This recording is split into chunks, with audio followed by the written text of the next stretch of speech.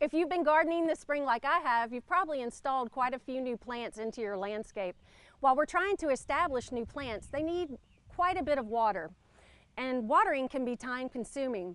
As the summer heats up, plants are going to require more water as well, and as the rains lessen, we're going to be spending more time in the garden watering. What you can do is install your own irrigation system. You don't have to be an expert to do it.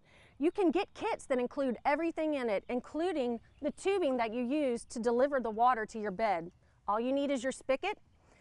If you want to continue to use a home garden hose, just use a splitter. And then this kit actually comes with a timer and all of the necessities that you need.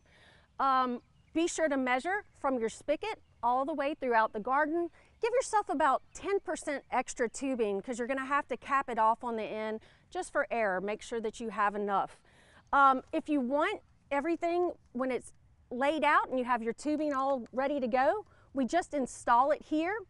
If you don't want to see your tubing laying out in the lawn and you want to hide it, what you can do is you can trench and tuck it away. Your grass will grow right back over. Same thing in your bed. You can just bury it in the bed of the landscape and cover everything back up with mulch. So save your time, keep your plants going. You've invested a lot of money in your landscape. We want to make sure that they're healthy and they're getting plenty of water. And you can do this yourself with these simple, easy kits.